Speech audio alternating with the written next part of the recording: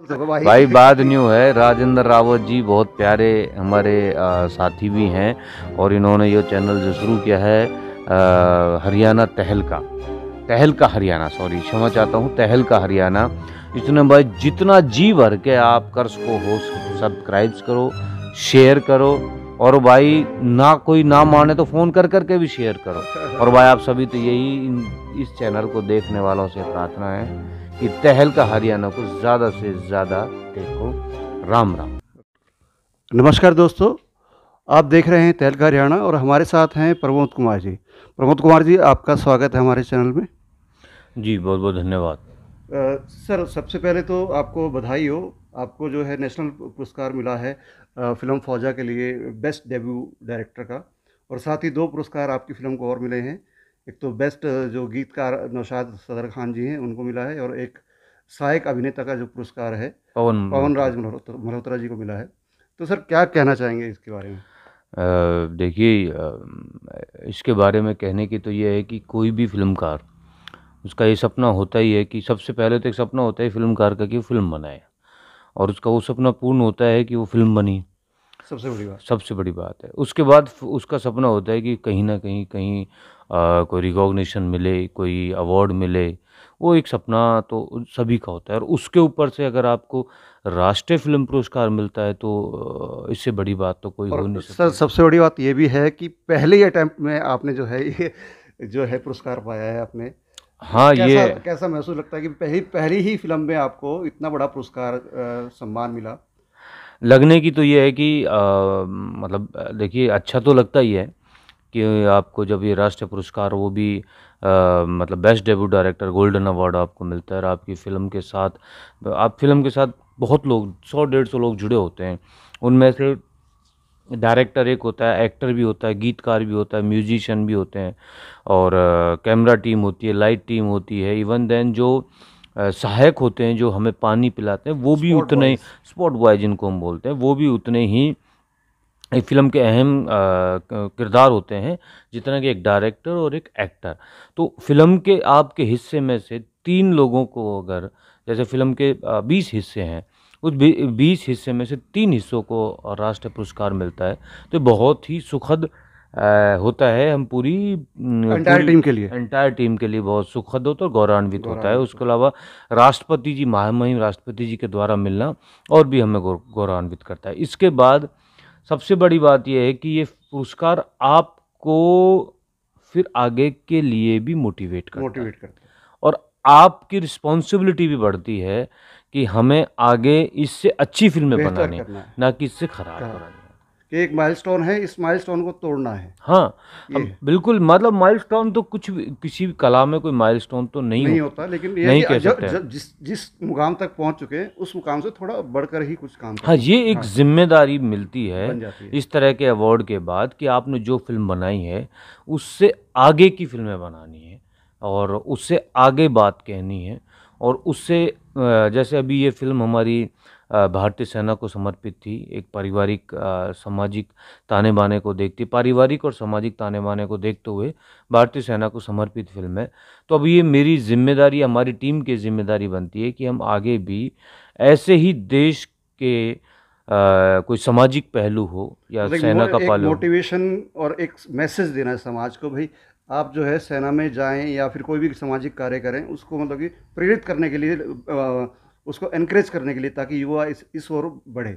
हाँ, मतलब वही मैं कह रहा था कि हमें युवाओं के लिए या किसी के लिए भी ऐसी प्रेरणादायक फिल्में बनाने के लिए जिम्मेदारी और भी बढ़ती है। अच्छा, एक चीज़ मैं पूछना चाहूँगा कि इस फिल्म में सबसे बड़ा बेस क्या था कि हरियाणवी फिल्म है ये, और दूसरा इसमें क्या है कि जो कलाकार हैं उनके बारे में बताइए, वो कहाँ से हैं? पूरे जो एंटायर टीम थी आपकी, वो कहाँ से लिया आपने? ये फिल्म पहली ऐसी फिल्म है जिसका जो हरियाणा की कहानी है, हरियाणा में बनी, हरियाणा में शूट हुई। गीतकार ज़रूर हमारे हरियाणा से बाहर के हैं, बाकी सिंगर सारे हरियाणा से हैं, और डीओपी हरियाणा से है। 2 एक्टरों को छोड़ दे तो एंटायर आर्टिस्ट हरियाणा से हैं। All actor are from Haryana. और सभी टेक्निशियंस जितने भी हैं वो हमारे जो रोहतक का एक इंस्टीट्यूट है यहाँ पे सुकवा, वहाँ से हैं या हरियाणा से। हरियाणा। मतलब मैं कहूँगा 98% लोग इस फिल्म में हरियाणा से थे। ये मान ले कि आपने पूरा का पूरा जो है अपना जो फिल्म का जितना भी काम था वो अपने ही लोगों, हरियाणा के लोगों द्वारा ही करवाया है, ताकि हरियाणा में फिल्मों को बढ़ावा मिल सके, कलाकारों को बढ़ावा मिल सके, और जो टेक्निकल टीम है उन सबको बढ़ावा मिल सके। ये देखिए, ये बात कहीं ना कहीं तो हमारे जहन में रहती है कि हम अपने ही लोगों को आगे बढ़ाएं, अपने ही टेक्नीशियंस को काम मिले आगे। बट इसके अलावा दूसरी बात ये भी थी कि बॉम्बे में हर चीज़ महंगी भी है, महंगी और महंगी है। दूसरा, जब आप बॉम्बे में जाते हो कोई पहली फिल्म को लेके, तो आपको ट्रीट भी ऐसे ही किया जाता है कि यार इसको तो साथ मना तो करते नहीं है, दुगनी फीस मांग लेते हैं। तो मतलब कि टालने के लिए सीधा ना करके ज़्यादा पैसे मांग के दरवाजे से नहीं तो खिड़की से मना कर रहे हैं। खिड़की से मना कर रहे हैं, बिल्कुल यही बात है। तो उसके बाद फिर मेरे को ये लगा कि यार जब ये लोग ही तो काम कर रहे हैं और हरियाणा में भी ये लोग हैं, तो हम क्यों नहीं कर सकते। तब मैंने ये खोजबीन शुरू की और ये उस दिन प्रण किया था कि सारे आर्टिस्ट और इस फिल्म की शूटिंग और इस फिल्म के टेक्नीशियन सब हरियाणा से होंगे। प्रमोद जी, एक चीज़ सुनने में आया है कि आपको थिएटर के लिए बलराज साहनी पुरस्कार भी मिला है, उसके बारे में कुछ बताइए। देखिए, बलराज साहनी ये शिमला में हम कभी जो गुड़गांव में बहुत जब मैं कॉलेज में पढ़ता था, जब की बात है, जब हम मतलब कॉलेज की या अपनी टीम की तरफ से जाते थे, तो हमारी एक नाटक था, उसको बलराज साहनी अवार्ड मिला था। अच्छा। और उसके अलावा बहुत ज़्यादा मुझे मतलब पूरी टीम को ही एक बलराज साहनी मतलब अवार्ड मिला था। उस टीम के हिस्सा, मैं उस टीम का हिस्सा था। कुल मिला के आपको ही, आप भी हाँ, विषय मतलब में तो आपको ही मिला। बिल्कुल हाँ। बिल्कुल मिला।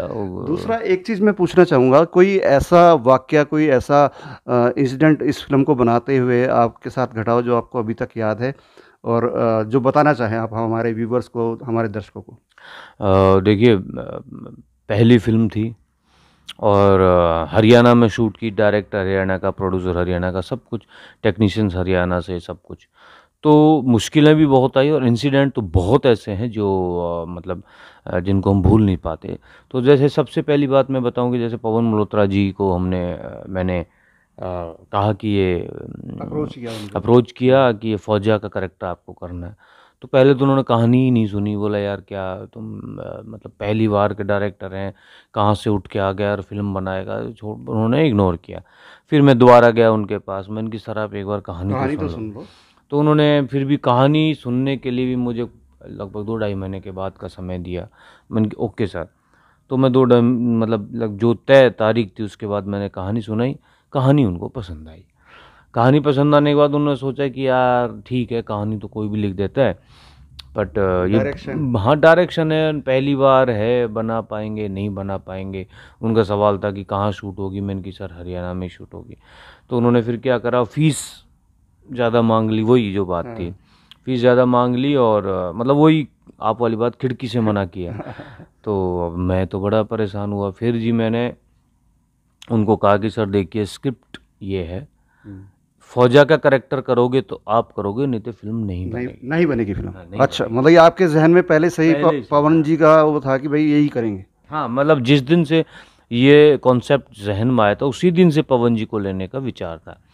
तो उन्होंने कहा यार ऐसा नहीं होता, और भी आप, उन्होंने और हरियाणा के कुछ आर्टिस्टों के नाम सुझाए, पर मैंने की जी नहीं, आप ही करोगे।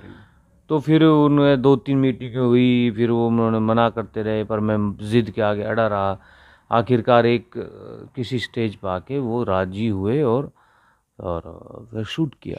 हाँ, तो अच्छा, एक कोई ऐसा डायलॉग जो आप बोलना चाहें कैमरे पे, कुछ जो मतलब कि जो एक प्रेरणा दे सबको, और जो एक मतलब कि बहुत अच्छा डायलॉग हो जो इस फिल्म का, जो आपको लगे, वो आप बताना चाहेंगे हमारे व्यूअर्स को? बिल्कुल बिल्कुल। दुनिया में कपड़ों का सबसे महंगा ब्रांड कौन सा है? हम बहुत महंगे महंगे ब्रांड पहनते हैं, 2-2 लाख 4-4 लाख की शर्टें पहन लेते हैं, जीन्स पहन लेते हैं, लेकिन दुनिया का सबसे महंगा ब्रांड है इंडियन आर्मी की वर्दी, जिसको खरीदा नहीं जा सकता, उसके लायक बनना पड़ता है। ये फिल्म का जो डायलॉग है मुझे बहुत अच्छा लगता है। वाकई, मतलब कि इसके लिए आपको बनना पड़ेगा, उस लेवल पे जाना पड़ेगा, आपके अंदर देशभक्ति की जज्बा, वो मतलब कि एक कूट कूट के होना चाहिए, तब जाके जो ये ब्रांड जो ड्रेस मिलती है आर्मी की, वो बहुत ही गौरव की बात होती है, जो भी पहनता है तो। हाँ, मतलब हाँ, इसको खरीद नहीं खरीद सकते, नहीं सकते, इसके लिए आपको बनना पड़ता बनना है, पड़ता आपको बनना पड़ता है इसके लिए। मतलब इसके लिए आपको खून पसीना बहाना पड़ेगा, आपको शरीर लगाना पड़ता है, तब जाके ड्रेस में, इसको आप खरीद नहीं सकते। है। अच्छा, एक चीज़ मैं और पूछना जानना चाहूँगा कि अभिनय की जो ये यात्रा थी, वो कैसे शुरू हुई, कहाँ से शुरू हुई, कहाँ से आपको प्रेरणा मिली, और कौन कौन कौन से मतलब कि आपने नाटक किए या नाटक करवाए, उसके बारे में थोड़ा बताएं। देखिए मैं जब कॉलेज में यहाँ पे एडमिशन लिया मैंने गुड़गांव में, गुरुग्राम द्रोणाचार्य कॉलेज में, तो वहाँ से ये यूथ फेस्टिवल्स यूथ में जाना, फेस्टिवल्स। जोनल यूथ फेस्टिवल्स में जाना, यहाँ से शुरुआत हुई। बहुत नाटक किए, वहाँ से शुरुआत हुई। फिर उसके बाद मैं मैं जानना चाहूँगा, क्या ये जो यूथ फेस्टिवल के नाटक होते हैं कॉलेज में, क्या ये अभिनय चढ़ने की एक सीढ़ी है, शुरुआत है? हाँ, मतलब शुरुआत बिल्कुल यही, शुरुआत तो ये है ही, क्योंकि आपको मंच मिला, आपको नाटक करने का अवसर मिला, और मंच पे आपको फिर कहीं पुरस्कार मिल रहे हैं, कहीं आपको कंपटीशन की भावना भी होती है उसमें। और बिल्कुल शुरुआत है ये अभिनय की या डायरेक्शन की या किसी कला के क्षेत्र में जाने की, ये एक शुरुआत, मैं तो बिल्कुल मानता हूँ ये एक शुरुआत है। और उसके बाद फिर हमने एक ग्रुप बनाया यहाँ पे, हमारे महेश वशिष्ठ जी हैं नेशनल सोलो ड्रामा से, उनके साथ मिलके एक ग्रुप बनाया, बहुत नाटक किए। फिर मैं बैरी जॉन साहब के पास गया। अच्छा, बैरी जॉन ये अभिनय की क्लासेस वगैरह हम्म, बिल्कुल, उनका इमेगो थिएटर ग्रुप था और इमेगो एक्टिंग स्कूल था, बैरी जॉन एक्टिंग बैरी, स्कूल। उसमें मैंने फिर ये उनके, काफ़ी मतलब ये फेमस नाम है वैसे। हाँ बिल्कुल जी, मतलब बहुत बड़े बड़े सितारे, मैं जिनका नाम लूँ तो शाहरुख खान, मनोज वाजपेयी, इस तरह के लोग वहाँ से निकले हैं, बैरी जॉन जी के वहाँ से। तो वहीं पे मैंने फिर ये बारीकियाँ सीखी। और अगर आज मैं कहूँ तो कि मैं फिल्म बना पाया, तो इसमें बहुत बड़ा रोल जो मेरे मतलब सर बैरी जॉन साहब का तो है ही। फिर उनके साथ नाटक किए, नाटक लिखे भी। फिर उनके बाद फिर गुड़गांव में आए वापस। फिर एक ग्रुप बनाया हमने अपना, ग्रुप्स के तहत नाटक किए। कोर्ट मार्शल एक नाटक था जो हमने लगभग 20 से 25 शो उसके अलग देश के अलग अलग शहरों में किए। अच्छा, ऑल ओवर इंडिया के अंदर आपने जो है इसकी परफॉर्मेंस थी, कोर्ट मार्शल। हाँ बिल्कुल, मैंने इसको डायरेक्ट किया और एक छोटा सा एक्ट भी किया था, बस मैंने डायरेक्ट किया था इसको। और हमने मतलब इस देश के अलग अलग शहरों में, और लगभग 20 से 25 इसके हमने शो किए। और भी शो होते, फिर कोरोना आ गया था कोरोना तो के फिर समय। बंद हो गया था। तो सर, कोई जो नवोदित कलाकार या जो इस क्षेत्र में आगे बढ़ना चाहते हैं, क्योंकि आप फिल्म बना चुके हैं, आपने नाटक 20-25 पूरे देश भर में किए हैं, तो कुछ कहना चाहेंगे उनको, कुछ संदेश देना चाहेंगे? हाँ, मतलब कि ये जो देखिए, कुछ कुछ चीज़ें ऐसी होती हैं पढ़ाई, जो परंपरागत तरीके से चलती आ रही है, उसके लिए आपको अवसर भी बहुत मिलेंगे, और कॉलेजेस बहुत मिलेंगे, इंस्टीट्यूशंस बहुत मिलेंगे। लेकिन जो ये कला का क्षेत्र है हमारा, जिसमें हम कह सकते हैं कि एक्टिंग हो गया, डीओपी हो गया, या एडिटिंग हो गया, म्यूजिक हो गया, मतलब there is so many field. तो इफ़ आप इस कला में अगर हम करना चाहते हैं, तो आपको जितनी ज़रूरत है उससे भी ज़्यादा मेहनत करनी पड़ेगी, ज़रूरत से ज़्यादा मेहनत करनी पड़ेगी। और खैर, हालांकि अभी भी इसमें हमारी फील्ड में भी मतलब काफ़ी आसान है चीज़ें, इंस्टीट्यूट हो चुके हैं। अभी पहले तो पेरेंट्स करने नहीं देते थे, अब पेरेंट्स भी हेल्प करते हैं इसमें। अच्छा, अभी एक एक मेरे ज़हन में एक बात आई है, जो फ़िल्म, नाटक ये सब करने में, तो फैमिली का कैसा रवैया रहता था? क्योंकि हर घर वाले जो होते हैं इसके खिलाफ होते हैं कि बच्चा जा रहा है जी, गीत संगीत ये तो हमारे घर का काम ही नहीं है, ये है वो है। तो क्या क्या रहा आपके परिवार में? भाई मैं तो खूब पिटा। अच्छा। मतलब पिताजी से खूब पिटा इस नाटक का, बोला के भांडगिरी करता डोल है। तो ये तो मतलब मैं तो अपने टीचर से भी इसके मारे पिटा, क्योंकि पढ़ाई कर नहीं पाता था। जो मेरे से पूछते टीचर कि भाई तू डायलॉग तो इतने लंबे लंबे याद कर लेता, तेरे पे ये किताब याद नहीं होती। अब मैं क्या बोलूँ उनको, मैंने कि सर इसमें ध्यान नहीं लगता पढ़ाई में। तो पढ़ाई में तो मैं मतलब बस एवरेज से भी लो ही था स्टूडेंट, जैसे तैसे करके निकल गए। और मज़े की बात, पढ़ाई नहीं कर पाए तो अब आप आपको एक ऐसी बात बताऊं कि जब मैं बैरी जॉन साहब के पास गया, अब उनको हिंदी नहीं आती और मुझे इंग्लिश नहीं आती। लेकिन उनका हिंदी में हाथ तंग, आपके पास इंग्लिश में हाथ तंग। मेरा इंग्लिश में हाथ तंग, फिर भी मैं उनके साथ 1 साल रहा और खूब सीखा, मज़े भी लिए। उन्होंने मतलब जो कॉन्फिडेंस दिया, उन्होंने जो सिखाया, तो मतलब क्या बताऊं। मैं तो आज अगर मैं फिल्म बनाने में सक्षम हूँ तो सिर्फ बिकॉज ऑफ बैरी। कुल मिला के बिना गुरु के वो कुछ भी संभव नहीं है। हाँ, वे बिना गुरु के तो संभव है नहीं। और गुरु वही जो साहिब मिली हो। तो गुरु वही अच्छा है जो आपको साहिब से मिला सके, यानी कि आपकी मंजिल को पहुंचा सके। नहीं तो कुगुरु तो बहुत घूम रहे हैं इस दुनिया में, देश में। बहुत ऐसी दुकानें, एक्टिंग की इंस्टीट्यूशन खुले हुए हैं जो पैसे लूटते हैं और मतलब कुछ नहीं करते, पैसे बहुत लूटते हैं। तो ये अच्छा गुरु मिलना भी आपके लिए एक सौभाग्य बात है। हमें मिला, सीधी सी बात है। तो हम तो आपको शुभकामनाएं देते हैं, आगे आप इसी तरीके से फिल्में बनाएं और समाज के अंदर एक अच्छा उदाहरण पेश करें। अच्छा, हम आपसे एक चीज़ पूछना चाहेंगे, अभी कोई और भी प्रोजेक्ट आप लेके आ रहे हैं, कोई नया कोई फिल्म बना रहे हैं अभी? मतलब आपने बात की बिल्कुल ठीक है। मैं भी ईश्वर से यही प्रार्थना करता हूँ कि मैं अपनी इस फिल्म के माध्यम से अगर मतलब समाज को कुछ दे पाऊँ तो ये मेरे लिए भी एक मैं भी चाहता हूँ कि अपने देश और समाज के लिए कुछ अर्पण कर पाऊँ अपनी फिल्मों के द्वारा। क्योंकि कहते हैं कि जो हमारी फिल्में हैं ये समाज का ही आईना होती हैं, क्योंकि समाज से ही कहीं ना कहीं प्रेरित होती हैं, कहीं ना कहीं उसी के पर आधारित होती हैं। ये तो है ही सर। बिना फिल्म क्या है, आपका एक कहानी कहने का एक तरीका है। आप कहानी कह रहे हैं, अब वो कहानी मतलब जब आप कहानी कह रहे हो तो वो कहानी कहाँ से आती है? समाज से ही तो आती हैं, आपके आसपास के वातावरण से आती है, लोगों से आती हैं, आप जिनसे मिलते हो या पढ़ते हो। और जो लिखा है वो भी हमारे आसपास की चीज़ें हैं, समाज की चीज़ें हैं, देश की चीज़ें हैं या विदेश की भी चीज़ें हैं। बट वो जो इस सोसाइटी में या इस वातावरण में कोई चीज़ है, वही कहानी बनती है और उसी को ही हम दिखाते हैं। मतलब हम एक तरह के स्टोरी टेलिंग, मतलब आई वुड से कि film is a story telling. बिल्कुल। तो आपने नए प्रोजेक्ट की बात की, बिल्कुल। मैं 2 प्रोजेक्टों पे काम कर रहा हूँ। एक क्राइम थ्रिलर है, अभी उसकी राइटिंग पे काम चल रहा है, और दूसरा एक प्रोजेक्ट और है जो एक लड़की की कहानी के ऊपर एक फिल्म के काम कर रहा हूँ। और दोनों ही मतलब सच्ची घटना से प्रेरित है। जैसे कि आपकी ये फौजा फिल्म है, ये भी सच्ची घटना पर ही आधारित है। हाँ, मतलब ये तो बिल्कुल मेरी ईश्वर से प्रार्थना थी कि पहली फिल्म बनाऊँ तो आर्मी के लिए बनाऊँ, और वो बनी और उसको इतना प्यार मिला, सम्मान मिला, ये और भी अच्छी बात है।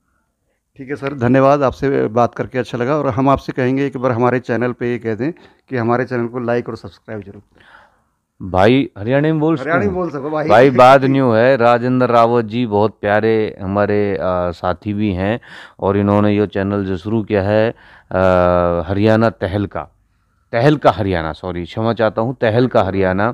इसने भाई जितना जी भर के आप कर सको हो सब्सक्राइब करो, शेयर करो, और भाई कोई ना माने तो फ़ोन कर करके भी शेयर करो। और भाई आप सभी तो यही इस चैनल को देखने वालों से प्रार्थना है कि तहलका हरियाणा को ज़्यादा से ज़्यादा देखो। राम राम। राम राम जी, राम राम। Thank you. साडी 10 पुश्ता ने हमेशा भारत माँ की सेवा की है। मैं ठीक से चल नहीं सकता ना, मेरी इस कमी की वजह से मेरा फौज में जाने का सपना अधूरा ही रह गया। एक हाथ बढ़े तेरा, एक हाथ बढ़े मेरा, फौज में जाएगा मेरा अंदाज़, मेरा सपना ये पूरा करेगा।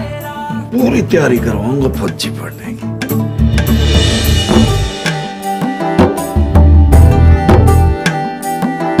इश्क तेरे तय हो गया, इश्क तेरे तय हो गया, मेरा दिल यो तेरा हो गया। तोड़ पे नहीं गया अभी तक। बहुत उम्मीद है तेरे से, जी जान लगा दे बेटा। अरे पापा चिंता ना करो, भी तो जितनी जान है ना सब लगा दूंगा। सोचिया था मेरा सपना पूरा करेगा, मेरा नाम ऊंचा करेगा। अरे नहीं बनना मंडी फौजी। पापा जी आपने हमेशा है ना अपनी जिद थोपी मेरे ऊपर। मैं चपरासी बन जाऊंगा पर मैं फौजी कभी नहीं बनूंगा। और मेरा बेटा तो नालायक है। बस एक chance please sir, please please. सिलसिलाए सरफरोशी दम बदम कायम रहे। ओ लंगड़े, दूसरी टांग भी तुड़वा होगा कि? मुझे आबाद वो गुलशन रहे।